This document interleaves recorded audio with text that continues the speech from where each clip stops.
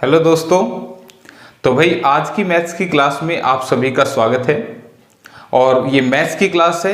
आज मैंने किसी पर्टिकुलर एग्जाम का नाम नहीं लिया, क्योंकि अगर मैं बोलता कि DSSS मैथ्स की क्लास में आप सभी का स्वागत है तो कुछ स्टूडेंट सोचते कि यार हम तो DSSS की तैयारी कर ही नहीं रहे, तो इसका मतलब ये क्लास हमारे लिए है ही नहीं। अगर मैं बोल दूं कि CET मैथ्स की क्लास में आपका स्वागत है, तो जो CET वाले हैं वो तो खुश हो जाएंगे और बाकी सोचेंगे लो आज तो सर CET का मैथ करा रहे, हम तो CET की तैयारी कर ही नहीं रहे। तो मैं आपको ये बात क्लियर कर दूं कि ये जो हमारी क्लास है ये मैथ्स की क्लास है, और आप जिस भी एग्जाम की तैयारी कर रहे हैं उसमें जो मैथ्स आएगा वो अप टू 10th लेवल आएगा। ठीक है, तो इसलिए मैं आपसे यही बोला करूंगा कि मैथ्स की क्लास में आप सभी का स्वागत है। बस क्वेश्चंस के लेवल का फर्क होता है। ठीक है, मैथ आपका 10th लेवल तक का ही आता है कॉम्पिटिटिव एग्जाम में। कुछ डिफेंस वगैरह के एग्जाम होते हैं जिसमें 11th 12th आता है, या आपके जो सब्जेक्ट स्पेसिफिक होते हैं, जैसे कोई PGT मैथ कर रहे हैं या TGT मैथ कर रहे हैं, तो फिर उसमें जो है वो लेवल थोड़ा सा अलग हो जाता है। लेकिन ये आपकी कॉमन मैथ्स की क्लास है। ठीक है, तो आप किस भी एग्जाम की तैयारी कर रहे हो, चाहे वो DSSS भी है, चाहे वो HTET है, चाहे वो CTET है, चाहे वो हरियाणा का CET है या स्क्रीनिंग है, जो भी है उन सभी के लिए ये मैथ्स की क्लास है। ठीक है, तो इसी के साथ आज की क्लास को शुरू करेंगे। और शुरू करने से पहले अगर चैनल पर नए हैं तो सब्सक्राइब कीजिएगा, ताकि आपको हर नई क्लास का नोटिफिकेशन मिलता रहे। और इसके अलावा अगर वीडियो पसंद आए तो लाइक भी करना है भाई। तो करते हैं फिर आज की क्लास को शुरू। और आज की क्लास के लिए हमारा पहला क्वेश्चन स्क्रीन पर आ चुका है। ठीक है, तो क्वेश्चन क्या है एक बार पढ़िए। इंग्लिश और हिंदी दोनों मीडियम में क्वेश्चन है। मैं एक लैंग्वेज पढ़ूंगा, नहीं तो समय ज़्यादा लगेगा। कह रहा है कि एक त्रिभुज की भुजाओं के अनुपात में 5:5:8 है। ठीक है भाई, यदि त्रिभुज का क्षेत्रफल 6912 सेंटीमीटर स्क्वायर, ये सेंटीमीटर स्क्वायर है भाई, तो त्रिभुज का परिमाप क्या होगा। तो अब देखो यहाँ पर ये मेंसुरेशन का क्वेश्चन है और समझिएगा थोड़ा सा इसको। कह रहा है कि एक ट्रायंगल की जो साइड्स हैं वो 5:5:8 है। तो जो ट्रायंगल है वो कुछ इस तरह का है, जिसकी जो दो साइड हैं वो सेम है। ठीक है, और तीसरी साइड अलग है। तो यहां पर ये रेशियो है, तो एग्जैक्ट वैल्यू नहीं होता रेशियो, तो इसलिए हमने इसको क्या मान लिया, 5x और 8x, ये दोनों साइड आपस में बराबर होंगी। क्योंकि इनका रेशियो सेम था तो ये साइड भी बराबर होंगी। तो आपको बता दूं, ये जो ट्रायंगल बनती है हमारी, कौन सी, जिसकी ये दो साइड्स इक्वल होती हैं, इसको हम बोलते हैं isosceles triangle. This is isosceles triangle, और हिंदी में इसको बोलते हैं समद्विबाहु त्रिभुज। ठीक है भाई, समद्विबाहु त्रिभुज। सम मतलब समान, द्वि मतलब दो, और बाहु मतलब साइड्स, जिसकी दो साइड समान हो वो समद्विबाहु त्रिभुज होती है। तो अब यहां पर इस क्वेश्चन को करने के 3 तरीके हैं। ठीक है, लेकिन मैं वो तरीका बताऊंगा, क्योंकि देखो अब इसका फार्मूला तो आपको नहीं पता। ठीक है, फार्मूला आपको नहीं पता, तो मैं वो तरीका बताऊंगा जो एक कॉमन सा मेथड होगा। नहीं तो फिर आपको फार्मूले इसके एरिया के पता होने चाहिए, तभी आप दूसरे मेथड से कर पाएंगे। तो मैं कॉमन सी जो बात बता रहा हूं वो क्या है भाई। सबसे पहले तो ये देखो, इसने पूछा क्या है, इसने पेरीमीटर पूछा है। पेरीमीटर यानी कि परिमाप। पेरीमीटर यानी कि वो पूछना चाह रहा है इसका परिमाप कितना होगा। तो याद रखना भाई, परिमाप यानी कि पेरीमीटर होता क्या है, किसी भी क्लोज्ड फिगर की, ध्यान रखना, जो फिगर है वो क्लोज्ड होनी चाहिए, आकृति बंद होना चाहिए, उसकी सभी साइड्स का जो सम होता है वही पेरीमीटर होता है। तो मुझे बताओ, इसकी साइड्स का टोटल करूंगा तो 5x जमा 5x जमा 8x, तो कितना बनेगा 18x। यानी कि इसका पेरीमीटर होगा 18x। और x क्यों लिखा है, क्योंकि ये साइड्स का रेशियो है, एग्जैक्ट साइड्स नहीं है। तो अगर मुझे इस x की वैल्यू के बारे में पता चल जाए तो मैं इस क्वेश्चन के आंसर को कर सकता हूं। ठीक है, पहली बात तो जो उसने पूछा वो मैंने आपको फॉर्मूला समझाया। पेरीमीटर अब कहीं दोबारा भी आ जाए तो याद रखना, क्लोज्ड फिगर की सभी साइड्स का सम। ठीक है, तो अब यहां से एक क्लू भी मिल सकता है आपको, जैसे कि इस क्वेश्चन के अंदर ये जो ऑप्शन है इन्हीं में से कोई एक आंसर होगा, और वो जो आंसर होगा वो किसकी वैल्यू होगी, 18x की वैल्यू होगी। तो मैं क्या बताना चाह रहा हूं कि x की वैल्यू अगर 1 होगी तो फिर तो आंसर 18 आएगा, x की वैल्यू 2 होगी तो आंसर 18 दूनी 36 आएगा, अगर x की वैल्यू 3 होगी तो आंसर 18 3 54, और इस तरह से जो आंसर होगा वो 18 का एक मल्टीपल होगा। और भाई अगर कोई भी नंबर 18 का मल्टीपल है, इसका मतलब फिर वो 18 से कटेगा। 18 का मल्टीपल का मतलब 18 एकम 18, 18 दूनी 36। भाई x की वैल्यू अगर 1 होगी तो आंसर 18 होगा, 2 होगी तो 36 होगा, 3 होगा तो 54 होगा। तो ये क्या है, ये 18 के मल्टीपल हैं, यानी कि जो इनमें से कटेगा, देखो ये भी 18 से कटेगा, ये भी कटेगा, ये भी कटेगा, मतलब जो भी आंसर होगा वो 18 से कटेगा। तो यहाँ पे एक तरीका ये भी है कि आप ऑप्शन को काट के देखें, जोन सा ऑप्शन 18 से कट जाता वही आंसर होता, फिर कुछ भी कैलकुलेट नहीं करना था। तो यहाँ पे 18 से 108 भी कट रहे हैं, ठीक है, 18 से 216 भी कट रहे हैं, 18 से 432 भी कट रहे हैं। तो आप इनको काट के देखना, ये 18 से कट रहे हैं, तो यहाँ से हमें आंसर नहीं पता लग पा रहा है। हालांकि ऑप्शन से भी हो जाएगा क्वेश्चन, लेकिन वो लंबा पड़ेगा थोड़ा सा। तो अब मैं आपको एक जर्नल सी कॉमन सी चीज बताता हूं। अगर हमें किसी ट्रायंगल का एरिया निकालना हो, ठीक है, कोई एक ट्रायंगल हमारे पास, कोई भी ट्रायंगल, मैं किसी पर्टिकुलर ट्रायंगल की बात नहीं कर रहा, कोई भी एक ट्रायंगल है हमारे पास जिसका नाम है ABC, और A के सामने की साइड को हमने ले लिया स्मॉल a, B के सामने वाली को लिया स्मॉल b, और C के सामने वाली को लिया स्मॉल c। तो इसका जो एरिया होगा, जो क्षेत्रफल होगा, वो निकलेगा S into S minus a, S minus b, S minus c, और अंडर द स्क्वायर रूट वाले फॉर्मूले से इसका स्क्वायर रूट कर देंगे। तो ये जो फॉर्मूला है, जिसे आपने पढ़ा भी हो, इसको हम बोलते हैं हीरोन्स फार्मूला, हीरो का सूत्र भी इसको बोला जाता है। तो ये वो फार्मूला है जिसकी मदद से मैं किसी भी ट्रायंगल का एरिया निकाल सकता हूं, ठीक है। जहां पर ये S क्या है, where S is equal to semi perimeter. S क्या है भाई आपका, semi perimeter. S stand for semi perimeter, जिसको आप हिंदी में क्या बोलेंगे, अर्ध परिमाप, ठीक है, अर्ध परिमाप। यानी कि पेरीमीटर मैंने सबसे पहले समझाया क्या, सभी साइड्स का टोटल पेरीमीटर होता है। तो अगर सभी साइड्स के टोटल का मैं आधा कर दूंगा तो फिर वो क्या बन जाएगा, सेमी पेरीमीटर, यानी कि ये वाला S बन जाएगा, ठीक है। तो ये फॉर्मूला है आपका हीरोन्स फॉर्मूला, जिससे आप एरिया निकाल सकते हो। इसी का इस्तेमाल मैं अब इस क्वेश्चन के अंदर करूंगा, ठीक है। तो करते हैं इसका इस्तेमाल। देखो कैसे, सबसे पहले मैं इसमें S निकालने जा रहा हूं। S क्या होगा, सभी साइड्स का टोटल, तो 5 जमा 5 जमा 8, तो 5 और 5 10 और 8 18x। 18x का आधा यानी कि 9x जो होगा वो बनेगा हमारा S, ठीक है भाई। ये बन गया हमारा क्या, सेमी पेरीमीटर। तो एरिया हम कैसे निकालेंगे, देखो एरिया के लिए लिखना है सबसे पहले 9x, ठीक है, इनटू में। अब ध्यान से सुनते रहे ना, फटाफट लिखा जाएगा। 9x में से 8x को माइनस करो, तो 9x में से 8x गए तो कितना बचेगा, x, फिर मल्टीप्लाई। 9x में से 5x माइनस करेंगे तो कितना बनेगा, 4x। सिमिलरली 9x में से 5x माइनस करेंगे तो कितना बनेगा, 4x, और इसका कर देना भाई रूट। क्या बात समझ में आ रही है? मैं आपको बता दूं, यहां पे फॉर्मूले में लिखा होता है S माइनस a, यानी कि जो भी सेमी पेरीमीटर होगा उसमें से ये साइड माइनस करनी है, फिर उसमें से ये वाली साइड माइनस करनी है, और फिर उसमें से ये वाली साइड माइनस करनी है। तो आप डायरेक्टली क्या, सीधा ही सेमी पेरीमीटर निकाल के, और ऐसे बार बार ना लिखें कि ये वाली साइड माइनस ये वाली, नहीं, सीधा सीधा लिखो भाई।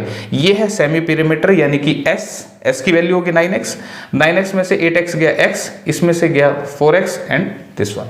तो ये आएगा हमारा एरिया, लेकिन क्वेश्चन में बोल रहा है एरिया तो 6912 आएगा, यानी कि इस एरिया की जगह मैं वैल्यू रख देता हूं क्या, 6912, ये मैंने वैल्यू रख दी, ठीक है। अब सोल्व करना है भाई। देखो अब सोल्व कैसे करते हैं, ध्यान रखना। देखो स्क्वायर रूट के बारे में अगर आप जानते हो, ये होता क्या है, जैसे अगर मैं कहूं तुम्हें इस 4 का स्क्वायर रूट कितना होगा, तो सबको आंसर मालूम है, इसका आंसर 2 होगा। कहने का मतलब ये कि हमने देखना है स्क्वायर रूट के अंदर 2 नंबर एक जैसे, ठीक है।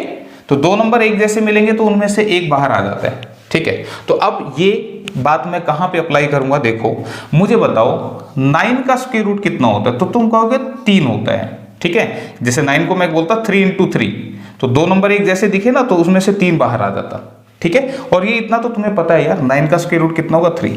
अच्छा मुझे बताओ 4 का स्क्वायर रूट कितना होगा, तो तुमने कहा 2 होगा, ठीक है भाई, 4 का 2 होगा। इस 4 का क्या होगा, बोला जी इसका भी 2 होगा, ठीक है। 9 का स्क्वायर रूट वर्गमूल निकालेंगे 3, इसका 2, इसका 2, ठीक है, अब बचा क्या x इंटू एक्स। तो दो एक जैसे दिख रहे हैं ना मुझे x, तो इनका स्क्वायर रूट निकालूंगा तो क्या होगा, एक x आ जाएगा। देखो मैंने यही बात बोली थी, जब स्क्वायर रूट निकालते हैं तो दो नंबर एक जैसे होने से एक नंबर बाहर आ जाता है। तो ये दोनों x एक जैसे हैं तो x बाहर आ जाएगा।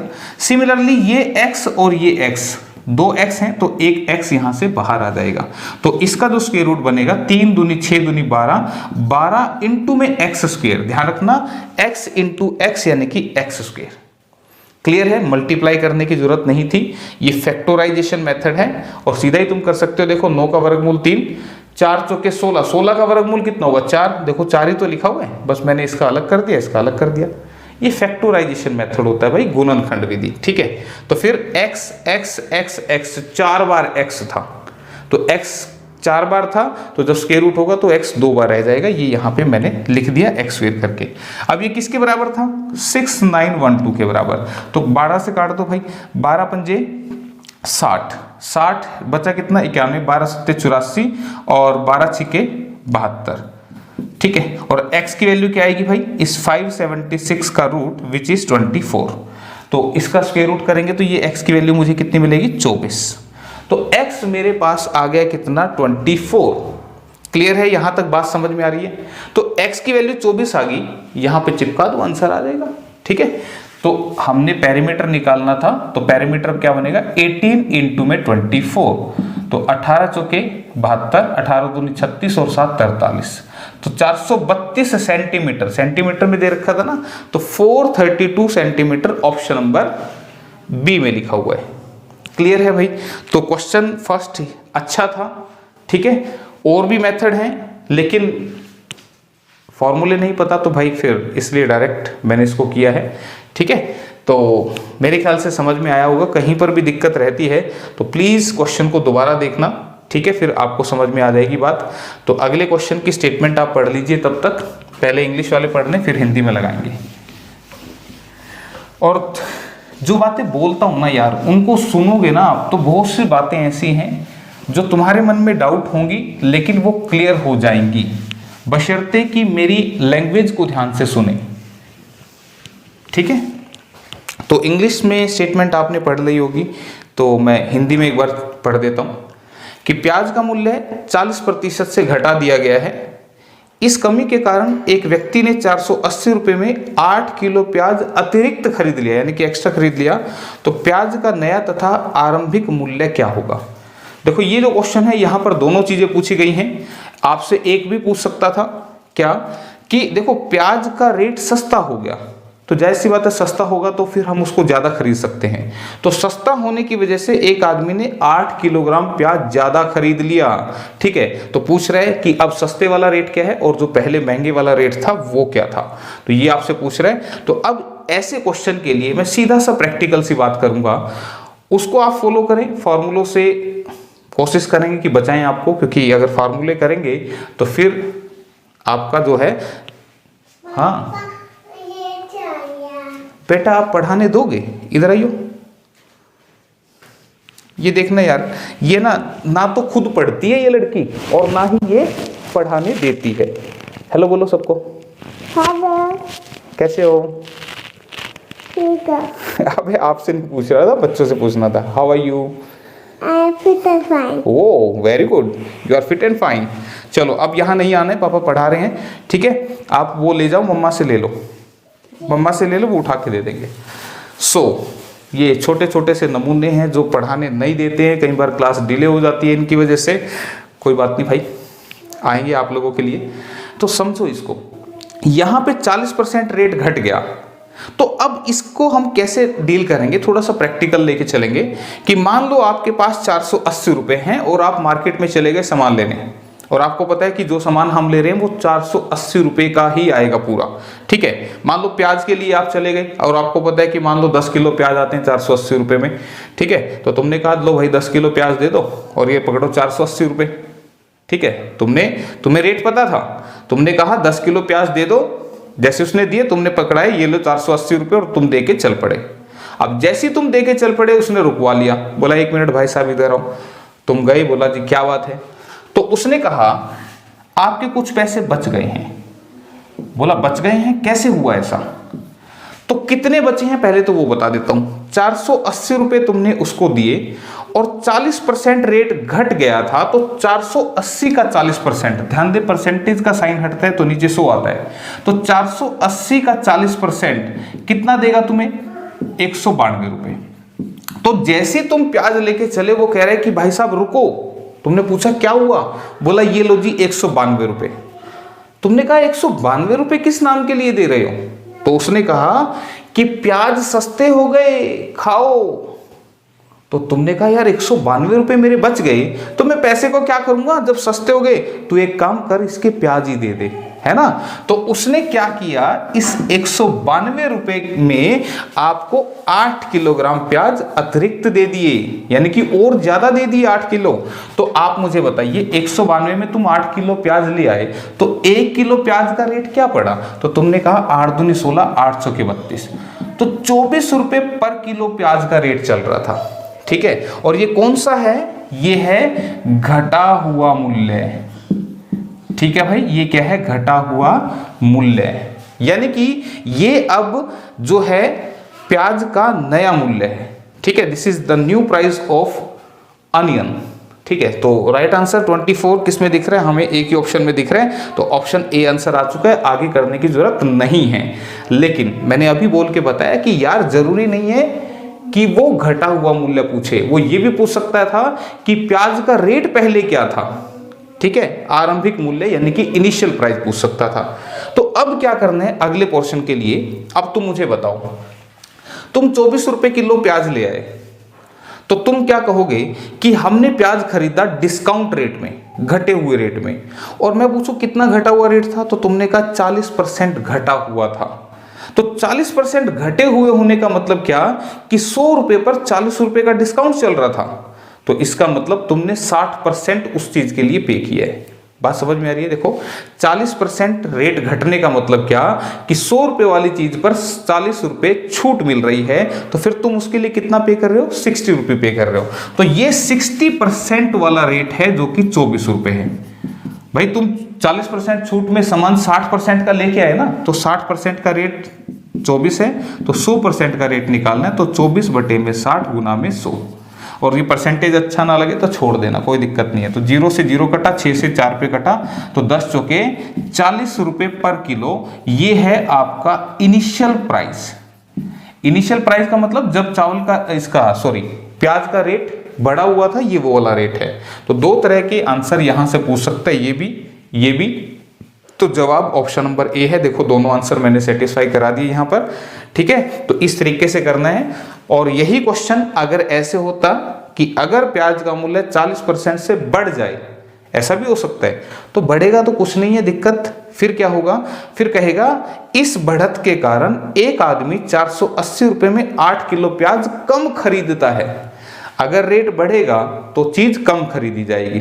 तो फिर भी यहां से आप 480 का 40% निकालना, इसको 8 से भाग करना, यहां पे ये जो आएगा ये बढ़ा हुआ मूल्य आ जाएगा। ठीक है, तो फर्क कहां पड़ेगा? सिर्फ यहां पड़ेगा।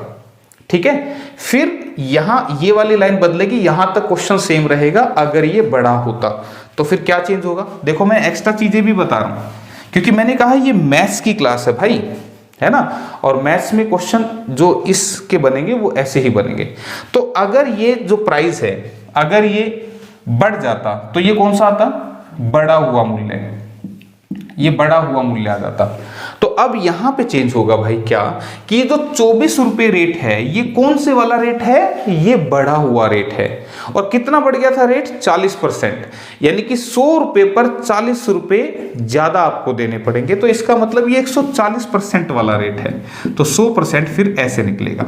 तो यहां पर आपका फर्क है। हालांकि इस क्वेश्चन का आंसर पॉइंट्स में आएगा, कोई बात नहीं, हमें वो चीज नहीं देखनी, हमें ये देखना था कि रेट कैसे होता अगर यहाँ पे बढ़ा हुआ दिया होता। तो बस ये चीज समझा रहा था, सिर्फ यहाँ चेंज होगा। ठीक है, तो घटा हुआ हो तो 100 में से 40 घटा के 60% की वैल्यू, और बढ़ा हुआ है तो 100 में 40 जोड़ के यानी कि 140 की वैल्यू। ठीक है, तो मेरे ख्याल से क्लियर है क्वेश्चन। तो इसी के साथ फिर अगले क्वेश्चन की तरफ बढ़ते हैं। इंग्लिश वाले पढ़ेंगे फटाफट। ठीक है, और ये जो क्वेश्चंस हैं इनकी PDF कई बार होता है कि जैसे क्वेश्चन साफ साफ नहीं डिस्प्ले होता, तो इनकी पीडीएफ के लिए आप मेरा टेलीग्राम चैनल ज्वाइन कर सकते हैं, और टेलीग्राम चैनल है राकेश सर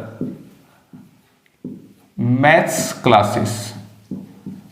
पीडीएफ लिखो तो लिख देना, ठीक है, जिसमें आपको कॉम्पिटिटिव एग्जाम्स की तैयारी के लिए फ्री ऑफ कॉस्ट पीडीएफ मिलेंगी, जो आपके एग्जाम से रिलेटेड रहेंगी, ठीक है। वो पीडीएफ मैं इस टेलीग्राम चैनल पर अपलोड कर देता हूं, तो इस क्लास की पीडीएफ भी आपको यहां से अवेलेबल हो जाएगी, ठीक है।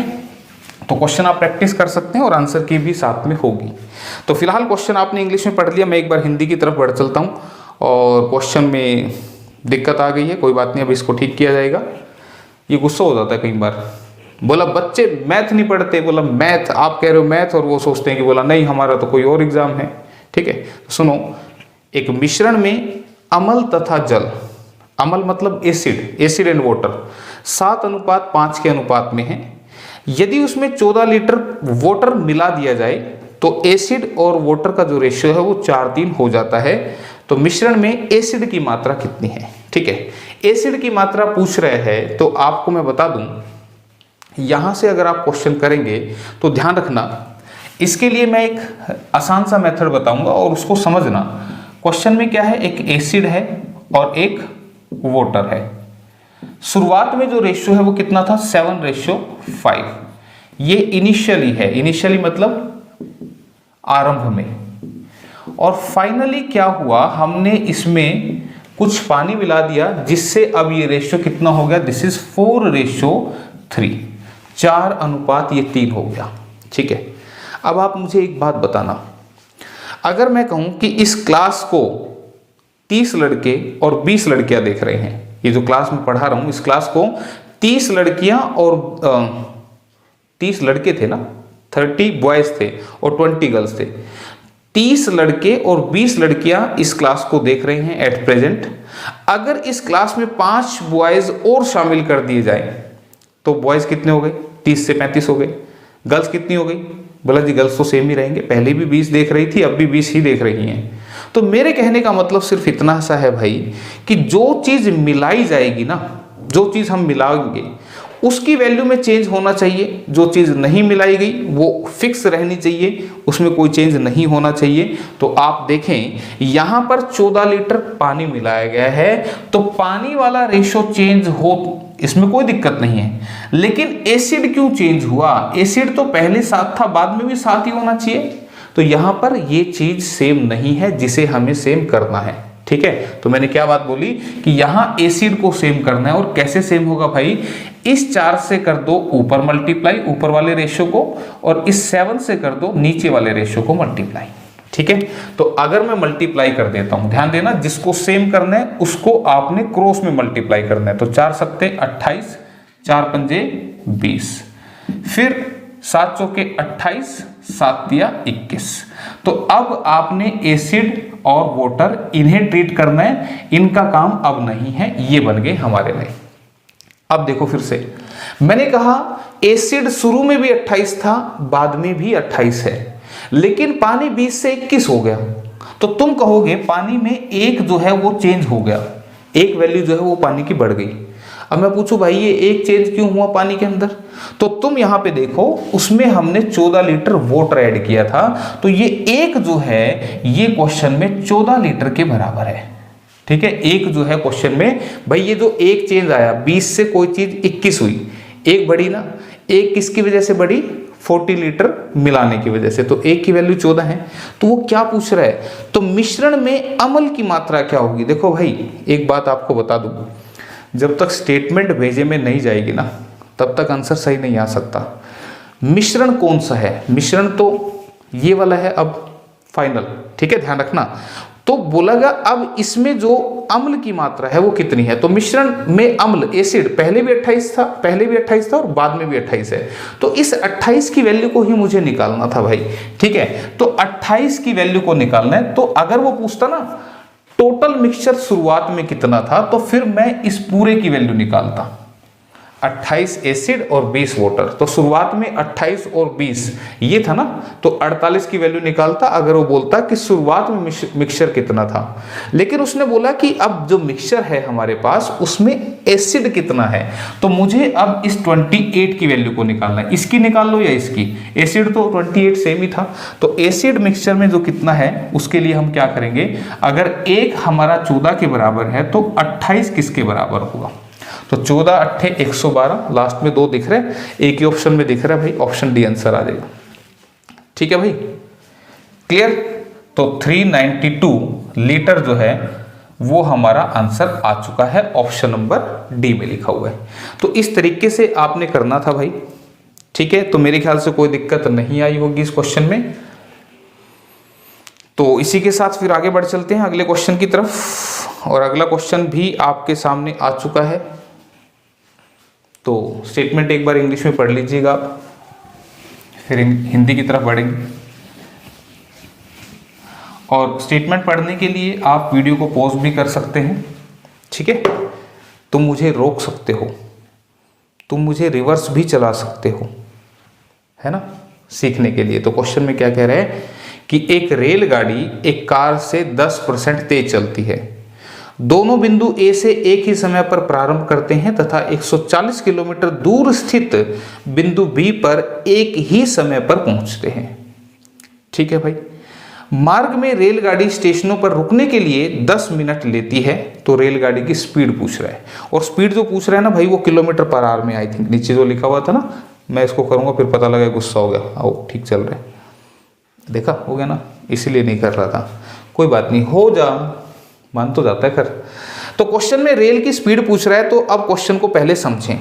देखो भाई, यहां पे स्पीड का जिक्र हो रहा है, तो पहले हम इस बात को लिख लेते हैं।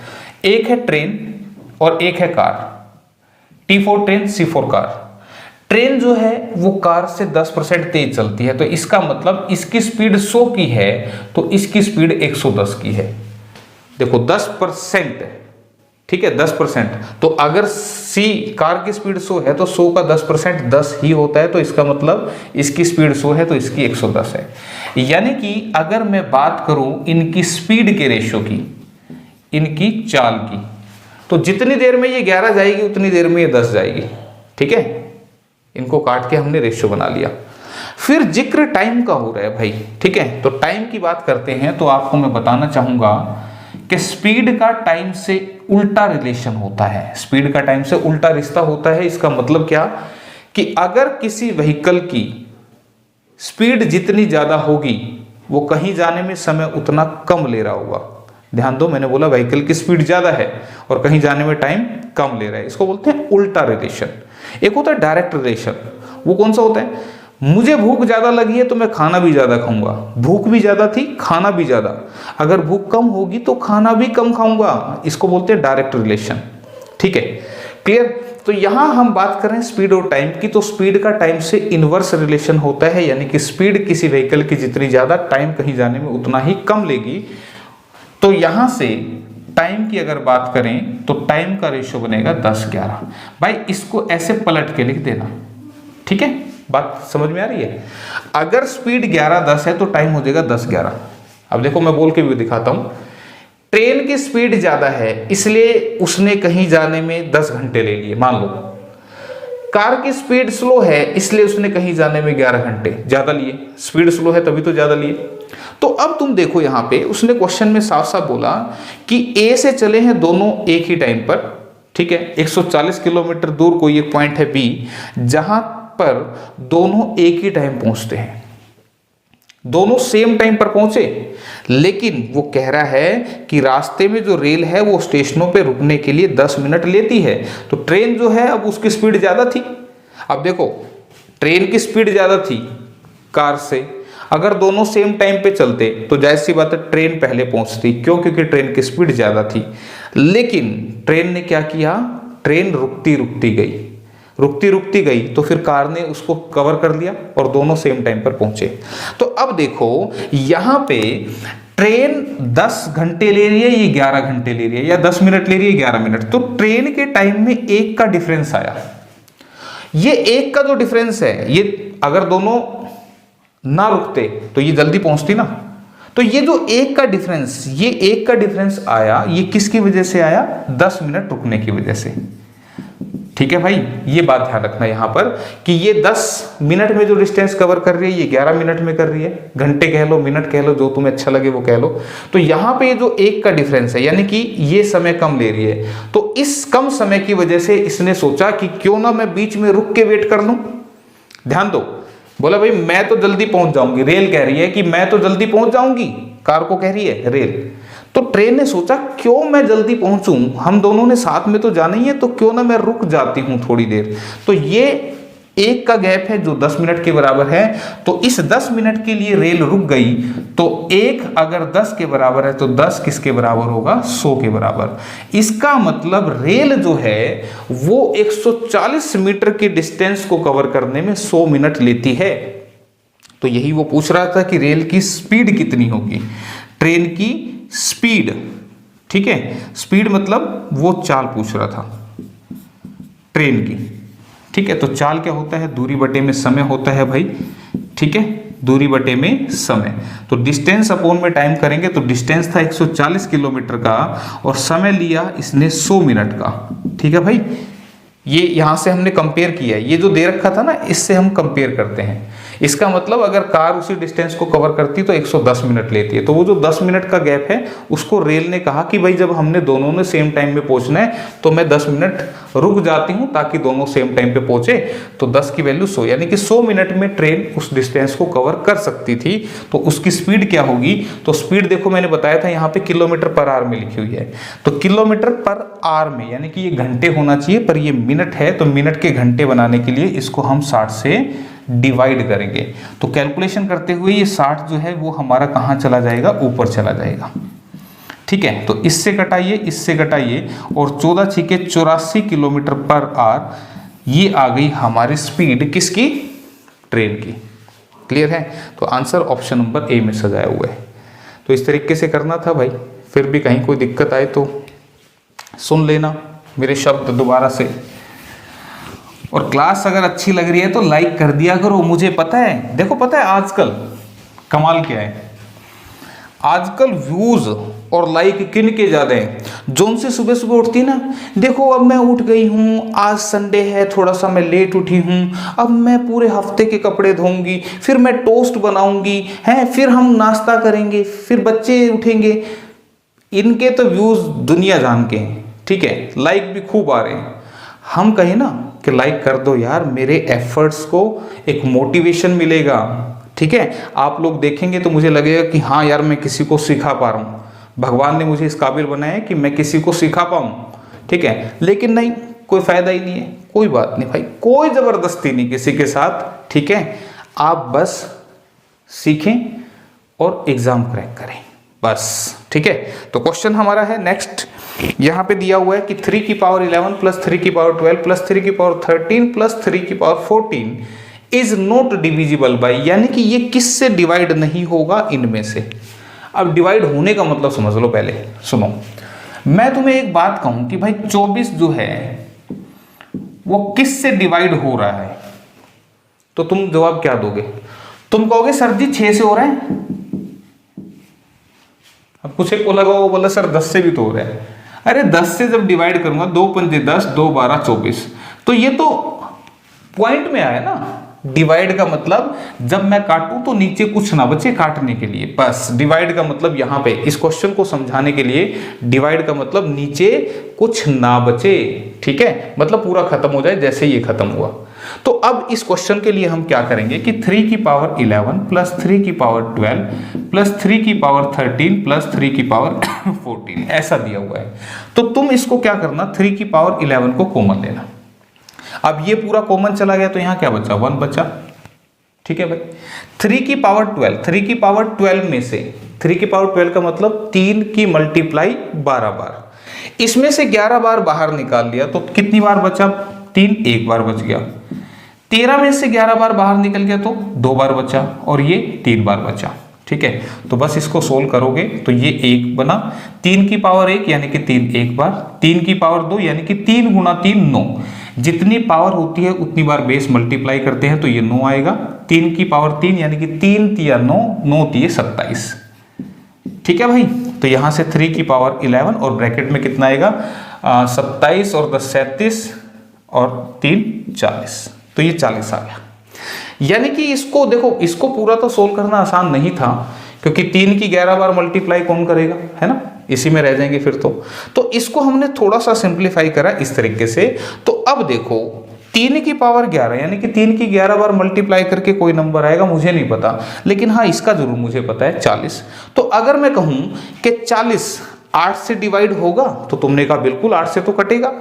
मैं कहूं 10 से डिवाइड होगा 40, तो तुमने कहा इससे भी कटेगा। अब मैं कहूं 12 से कटेगा, 12 से, हालांकि आंसर बी है भाई। ठीक है, कुछ एक को लग रहा होगा सर आंसर ही नहीं देख रहे, आंसर बी है कि इसने पूछा था किससे डिवाइड नहीं है, सो आंसर इज बी। लेकिन मैं वो डी वाला डाउट क्लियर करता हूँ। कुछ एक बच्चों को लगेगा, बोला सर यहां भी कहां कट रहे, बोला सर 4 तिये 12, 4 दाएं 40, बोला और सर आपने कहा था नीचे कुछ बचना नहीं चाहिए, इसमें तो बच गया। अरे कौन कह रहा है बच गया, 3 की पावर 11 का मतलब क्या है, इसका मतलब है 11 टाइम्स, यानी कि 3 हमने 11 बार लेना है, इनटू में 10 आए और बट्टे में 3 बच रहा है, तो 3 से एक 3 कट तो गया, है ना, तो इसमें कुछ नहीं बचेगा, ध्यान रखना, क्लियर है। तो इसका जो आंसर बनेगा ऑप्शन बी बनेगा, क्योंकि 7 से ना तो 40 कटता है और ना ही 3 का कोई प्रोडक्ट करके जो नंबर आएगा वो कट रहा है। ठीक है, so answer is option number B. तो आसान था भाई। इसी के साथ अगला क्वेश्चन, और भाई ये थोड़ा सा दिक्कत दे देता है कई बार बीच में, कई बार तो मूड में होता ही है और कई बार इसमें दिक्कत आ जाती है, तो थोड़ा सा कोऑपरेट कर लेना इसके लिए। क्वेश्चन क्या कह रहा है, if a equal to this continuous fraction and b equal to this one, then what is the value of 19 into a plus B. यानी कि मुझे पहले इस a को सोल्व करना पड़ेगा और फिर मुझे b को भी सोल्व करना पड़ेगा, तब आंसर आएगा। तो देखो इसको हम कैसे सोल्व करते हैं। ठीक है, पहले ना मैं b को सोल्व करके दिखा रहा हूं भाई, जानबूझ के। b को सोल्व करेंगे तो क्या है, 1 अपॉन में 3 प्लस 2 अपॉन में 2 प्लस 1 अपॉन 2। देख लेना भाई गलत ना लिखा जाए, 1 बटे में 3 जमा 2 बटे में 2 जमा 1 बटा 2। तो भाई इसको सोल्व कैसे करते हैं, ठीक है, देखो अब सुनो सोल्व कैसे करना होता है। देखो सोल्व करने के लिए तुम पहले इसको सोल्व करोगे, ये हमेशा नीचे से सोल्व होगा, यानी कि आपको सिर्फ ये दिखना चाहिए, ये है 2 जमा 1 बटा 2। तो इसको कैसे सोल्व करते हैं, देखो 2 दूनी 4, इसकी मल्टीप्लाई करना, देखो इसके पैर नहीं है ना, तो फिर कैसे करना, 2 दूनी 4, 4 जमा 1 कितना बनेगा 5, 2 दूनी 4 प्लस 1 करूंगा तो 5 बनेगा, बटे में पैर जरूर लगा देना। ठीक है भाई, यानी कि इसका जो आंसर है वो कितना बन गया 5/2। ठीक है, तो अब देखो ये क्या लिखा हुआ है, ध्यान से सुनना, ये क्या लिखा हुआ है, ये लिखा हुआ है 3 + 2/5/2। सोल्व करके ये आएगा ना। तो इसको कैसे सोल्व करते हैं, तो ये सभी आप जानते हो कि सर ये 2 जो है ना वो ऊपर चला जाता है कैलकुलेशन करते हुए, ये ऐसे लिखा हुआ है, दिस इज 3 + 2 अपॉन में 5/2, है ना। तो ये 2 कैलकुलेशन करते हुए कहां चला जाता है, ये यहां पर चला जाता है, ऊपर चला जाता है। तो ये 2/5 हो गया ना। तो ध्यान रखना, अब मैं इसको कैसे सोल्व करूंगा कि जैसे आपने इसको सोल्व कर लिया, तो अब सोल्व करके ऊपर की तरफ चलना है। तो ऊपर की तरफ जैसी लाइन आए ना, इस नीचे वाले को तुमने पलट के लिखना है, याद रहेगा, और ये इसके साथ मल्टीप्लाई में इस नीचे वाले को पलट के लिखना है। तो देखो 5/2 को पलटूंगा तो 2/5 बनेगा, और ये कितना बन गया 2/5 गुना 2 यानी कि 4/5। ये अब ऐसा बन गया, ये बन गया 3 जमा 4/5। बात आ रही है समझ में, ये इस तरह का बन गया। ठीक है, तो अब देखो फिर कैसे सोल्व करेंगे, 5 तिये 15, 15 में 4 जोड़ा तो कितना बना 19, 19/5। क्लियर है। तो देखो यहां पर अब मैं करना कैसे होता है मैं वो बता रहा हूं शॉर्टकट में, कि इसको कैसे करना है, 2 दूनी 4 और 1 5/2, और फिर ऊपर चलेंगे तो जैसी लाइन दिखे इसको पलट के लिख दो। ठीक है, इसके साथ मल्टीप्लाई होगा, तो फिर 5 तिये 15 जैसे नीचे किया था, 5 तिये 15 प्लस 2 दूनी 4, तो 15 + 4 कितना बनेगा 19/5। तो फिर से ये क्या बनेगा 5/19। मैंने बताया था कि ऊपर चलेंगे तो ये पलट जाएगा। ठीक है, क्योंकि 1/19/5 है ना, तो इसको क्या लिखेंगे 5/90। इतना समझ में आ गया। अब इतना तुम्हें समझ में आ गया, तो अब ध्यान रखना, क्या ये जो a दे रखा था ना भाई, ये जो a दे रखा था, ये भी ऐसे ही सोल्व होता, 1 + 1 अपॉन में 1 + 1 अपॉन में 1 + 1/9। इसको भी हम ऐसे सोल्व करेंगे। तो एक बार मैं सोल्व करके दिखाता हूं, फिर ट्रिक बाद में लिखूंगा। ठीक है, देखो 9 एकम 9 और 1 प्लस किया तो कितना बन गया 10 बटे में 9। 9 एकम 9 और 1 प्लस करेंगे 10 और बटे में 9। ऊपर चले तो 10 बटे 9 लाइन आती, क्या बनाना है 9 बटे 10। ये मल्टीप्लाई में 1 गुणा 9 9 ही रहेगा। फिर 10 एकम 10, 10 एकम 10 प्लस 9 कितना बन गया 19 बटे में 10। ऊपर चलेंगे तो क्या बनेगा 10 बटे में 19। ठीक है, यहां से सोल्व करके ऊपर लिख दिया। अब फिर से 1 प्लस ये है, ये मल्टीप्लाई में ना, तो 19 एकम 19 और 10 29 बटे में 19। ये अब ऊपर नहीं जाएगा क्योंकि इसके ऊपर कुछ नहीं है, यहीं पे खत्म हो जाएगा। ठीक है, अब इसी चीज को हम पढ़ेंगे किससे, ट्रिक से। ध्यान रखना इसमें ट्रिक नहीं है, इस नीचे वाले में ट्रिक है। और ये ट्रिक कब लगेगी, जब क्वेश्चन कुछ इस तरह का हो 1 plus 1 upon 1 plus 1 upon 1 plus 1 upon 1 plus, मतलब 1 प्लस का जिक्र आ रहा है, फोन होता है ना 1 प्लस का हमारा, जब ऐसा जिक्र आएगा तो फिर हम ऐसा चलाएंगे। तो ट्रिक क्या कहती है कि शुरुआत के लिए आप नीचे से लिखो क्या 1/9 को ऐसे, 1/9 है, इसको लिखना 1/9। अब यहाँ 1 प्लस 1 प्लस 1 प्लस कितनी बार है, तुमने कहा 1 बार 1 प्लस, 2 बार 1 प्लस, 3 बार 1 प्लस। 1 2 3 बार 1 प्लस है, तो आपने इसको 3 बार प्लस करना है। कैसे प्लस करना है, 9 और 1 प्लस करूंगा तो कितना बनेगा 10। ये 1 बार प्लस कर दिया मैंने।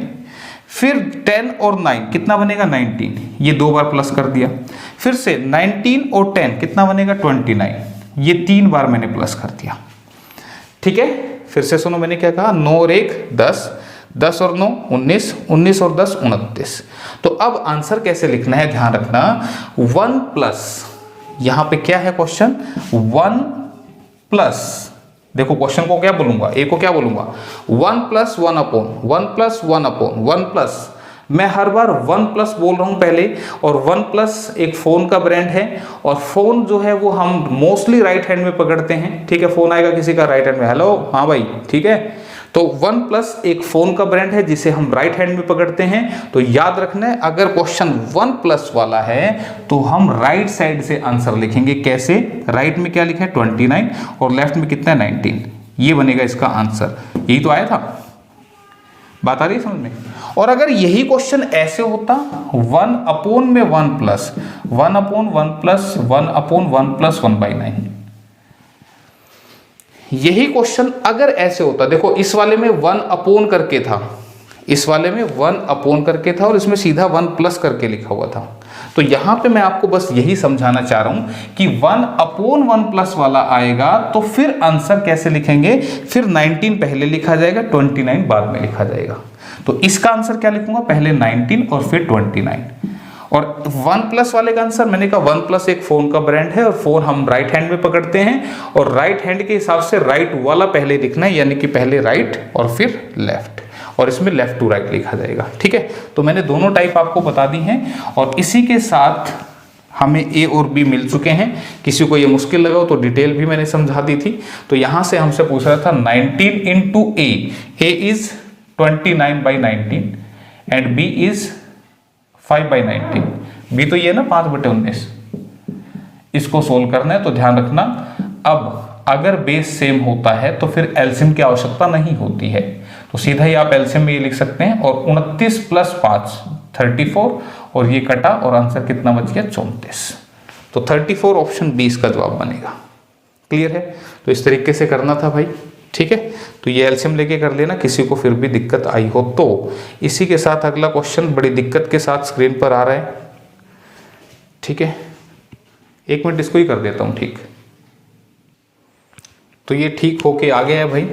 ठीक है, करो आप स्टेटमेंट पढ़ो तब तक इंग्लिश में, फिर इंग्लिश में हिंदी में लगाते हैं फिर।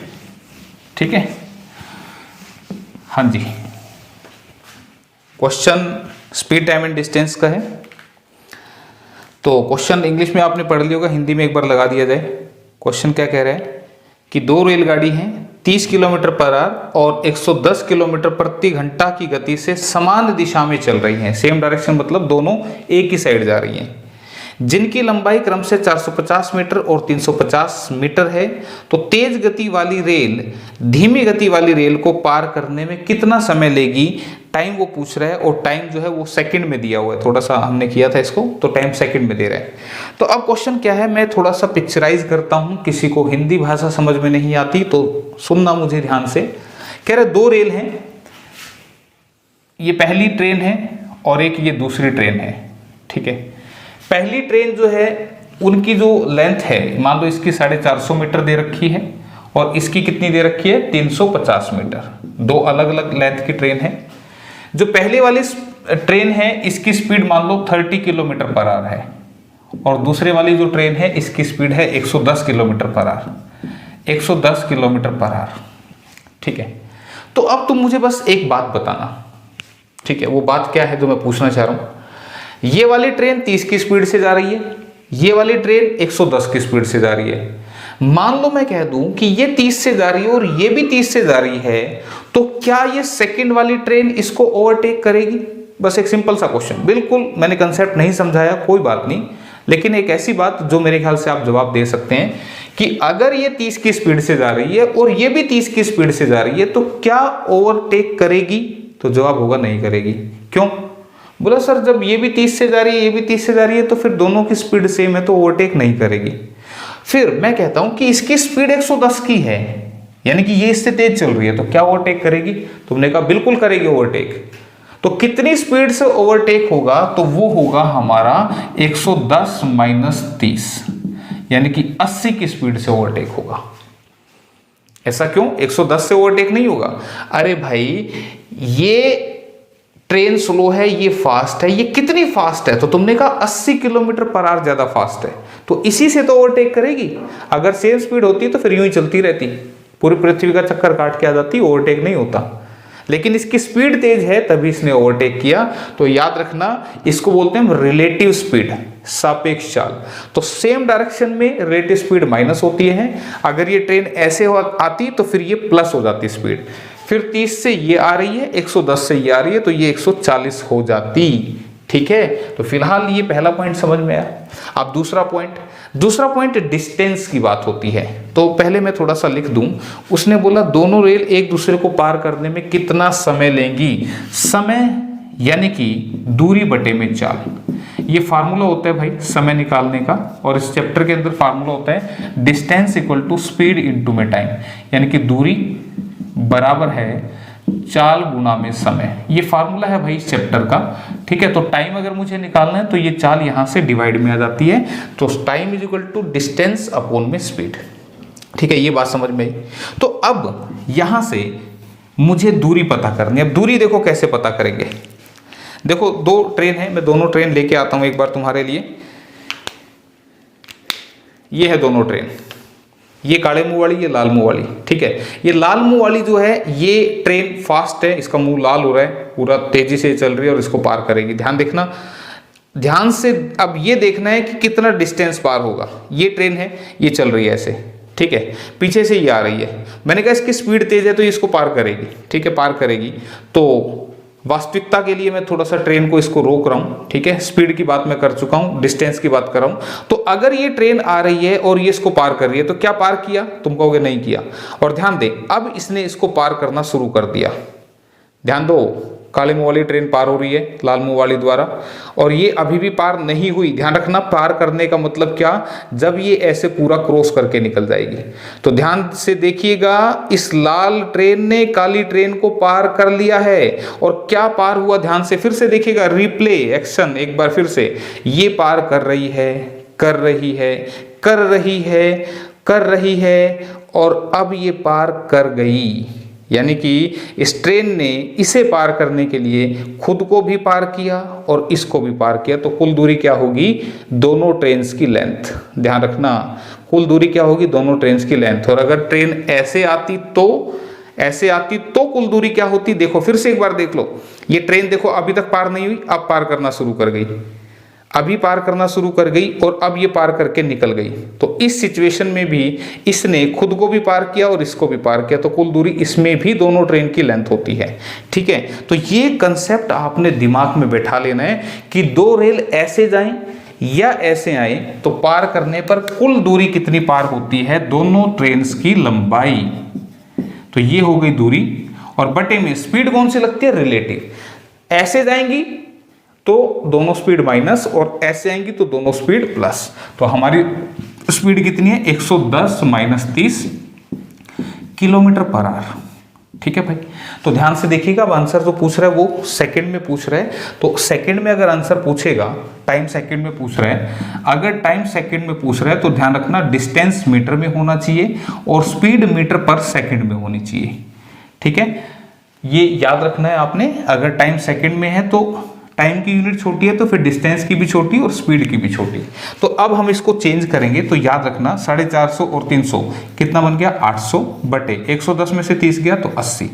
तो ये नीचे किलोमीटर पर आवर में है स्पीड, इसे मुझे चेंज करना है मीटर पर सेकंड में, तो याद रखना इससे मल्टीप्लाई करना है। ठीक है, मैं बता देता हूं, अगर स्पीड किलोमीटर पर आवर से हमें चेंज करनी है मीटर पर सेकंड में, ये बात स्पीड की हो रही है भाई, तो तुम गुणा करते हो किससे, 5/18 से। और अगर स्पीड मीटर पर सेकंड में है और तुम इसे चेंज करते हो किलोमीटर पर आवर में, तो मल्टीप्लाई होगी 18/5 से। ठीक है, ये दो बातें याद रखना कि किलोमीटर से मीटर, तो मीटर छोटा होता है भाई, इसलिए छोटा नंबर यानी कि 5 ऊपर आएगा। मीटर से किलोमीटर, किलोमीटर बड़ा होता है इसलिए बड़ा नंबर यानी कि 18 ऊपर आएगा। ठीक है, तो यहां पे मैंने चेंज कर दिया। तो इसको जब सोल्व करेंगे तो 80 से काटूंगा तो 10 पे कटेगा, 5 से 2 पे कटा और 18 दूनी 36 किलोमीटर, 36 किलोमीटर नहीं 36 सेकंड समय पूछ रहा था ना, तो 36 सेकंड का समय लगेगा भाई, 36 सेकंड का समय यहां पर लगने वाला है। ठीक है, बात आई समझ में। तो 36 सेकंड ऑप्शन सी में लिखा हुआ है, तो ये इसका जवाब है भाई क्वेश्चन का। तो इसी के साथ फिर अगले क्वेश्चन की तरफ हम बढ़ चलते हैं। ठीक है, अगले क्वेश्चन की तरफ हम बढ़ चलते हैं।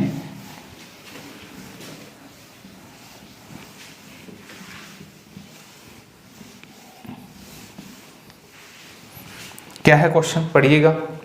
What is the value of positive square root of this.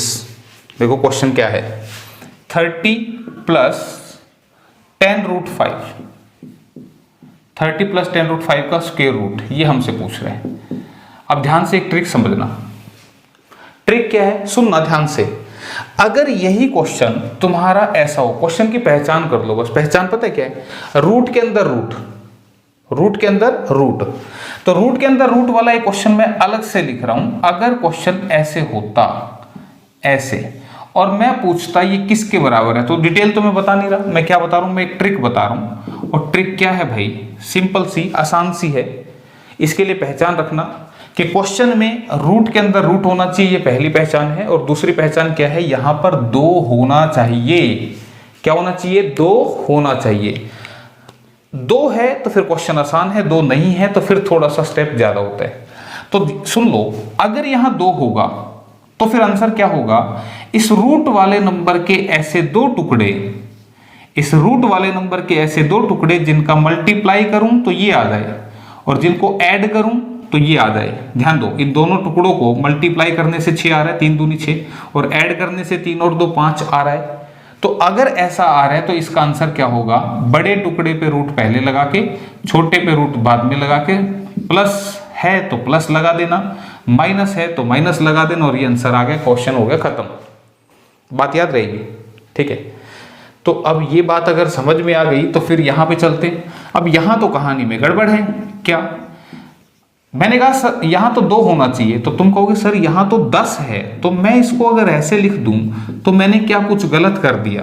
तुम कहोगे नहीं सर आपने कुछ भी गलत नहीं किया, अब भी तो 10 ही है, बस तोड़ दिया आपने। फिर मैं कह रहा हूं इसकी मुझे यहां कोई जरूरत नहीं है, यहां तो बस 2 होना चाहिए, तो इसको अंदर फेंक देंगे, इसको रूट के अंदर फेंक देंगे। तो ये रूट के अंदर जब फेंकूंगा तो ये 25 बन जाएगा।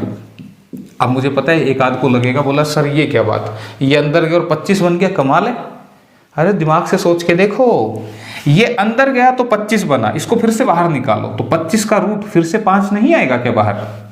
ठीक है, तो ध्यान रखना जब अंदर जाएगा तो स्क्वायर हो जाएगा इसका, तो 25 बनेगा, और ये 5 ये पहले से लिखा हुआ है। तो अब ये क्वेश्चन में क्या बन चुका है, मैं एक बार मल्टीप्लाई करके लिखूं तो ये ऐसा बन गया, और ये वाली शक्ल और ये वाली शक्ल दोनों बराबर हैं। ठीक है, और मैंने क्या बोला था कि यहाँ रूट के अंदर रूट होना चाहिए, पहला पॉइंट, और दूसरा पॉइंट यहाँ 2 होना चाहिए, नहीं है तो पैदा करो, जैसे कि अभी किया। तो फिर इस नंबर के 2 टुकड़े जिनका मल्टीप्लाई करूं ये मिल जाए, तो तुमने कहा 25 पंजे 125, और मैंने कहा ऐड करूं तो ये मिल जाए, तो बन गए ना। तो फिर आंसर में क्या करना है, बड़े नंबर पे रूट लगा के पहले, प्लस है तो प्लस, छोटे नंबर पे रूट लगा के बाद में, और इसी को 25 का रूट लिखोगे 5, और ये बना as it is, and answer becomes 5 + √5, option number B.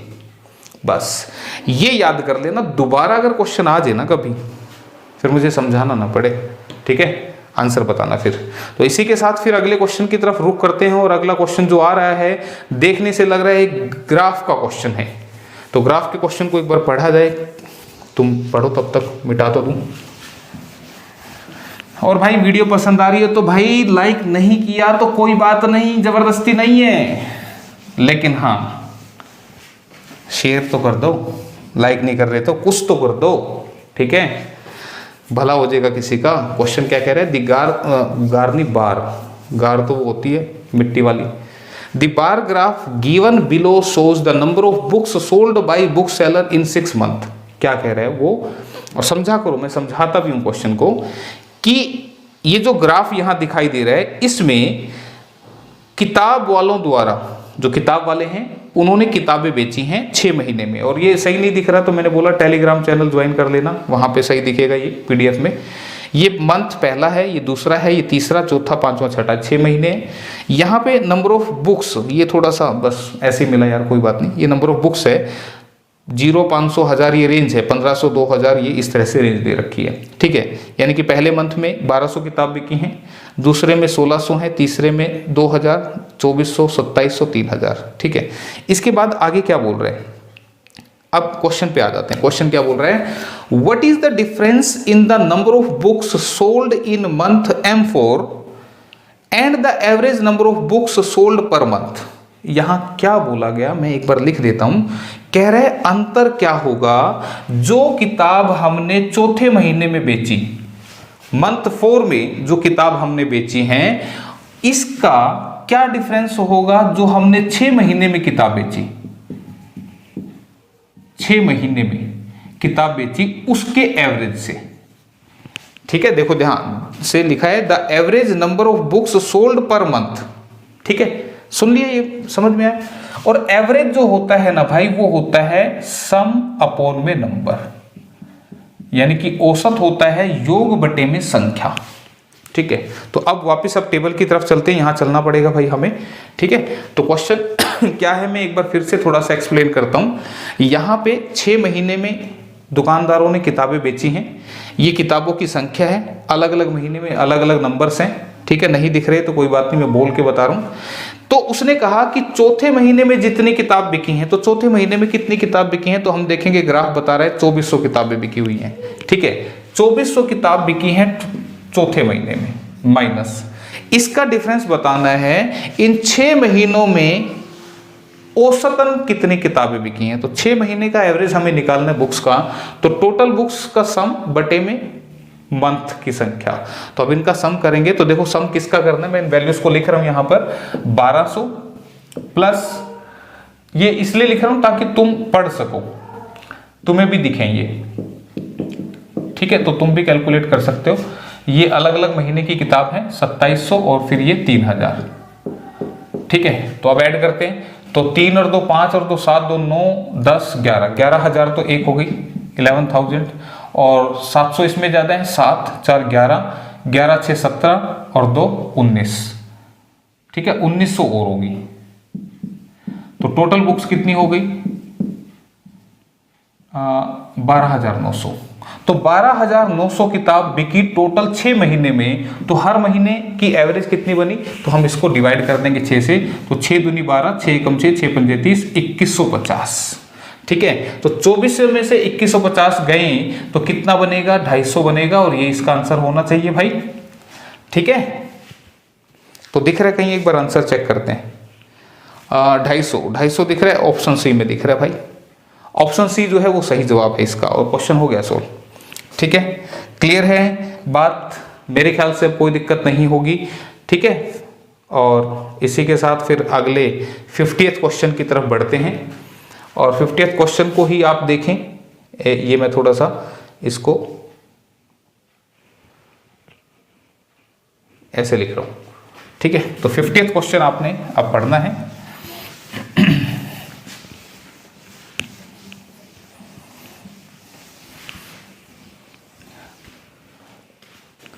क्या बोल रहा है भाई, पढ़ो। What is the highest common factor of 3/4, 5/6, 6/7। ध्यान से सुनना क्या बोला। उसने पूछा कि HCF क्या होगा, किसका, 3/4 का, 5/6 का और 6/7 का। और HCF जो होता है ना भाई, उसको हम बोलते हैं महत्तम समापवर्तक। हाईएस्ट कॉमन फैक्टर को बोलते हैं महत्तम समापवर्तक। तो ध्यान रखना भाई, HCF अगर पूछ रहा है तो ऊपर वाले नंबर का HCF आएगा और नीचे वाले नंबर का LCM आएगा। ऊपर वाले नंबर कौन से हैं, 3, 5 और 6। नीचे वाले नंबर कौन से हैं, 4, 6 और 7। ठीक है भाई, यहां तक अगर तुम्हें बात समझ में आ गई तो याद रखना, अगर HCF है तो ऊपर वालों का HCF, नीचे वालों का LCM।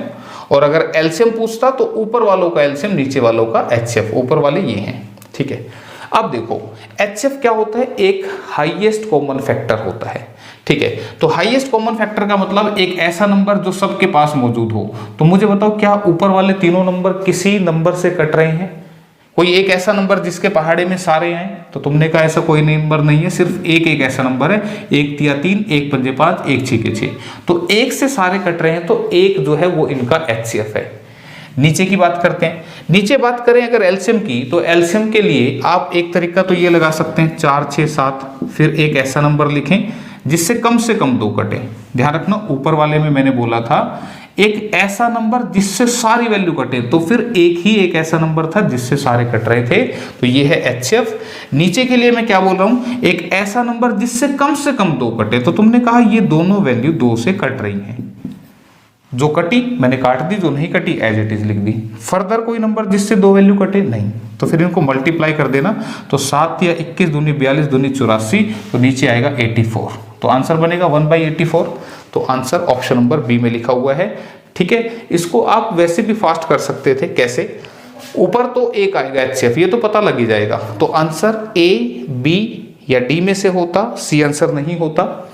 तो फिर LCM क्या होता है, LCM एक ऐसा नंबर होता है जो डिवाइड हो जाता है, ठीक है। मैंने क्या बोला, LCM एक ऐसा नंबर होता है जो डिवाइड होता है, ठीक है। तो अब मुझे बताइए, 14 जो है क्या 4 से डिवाइड होगा?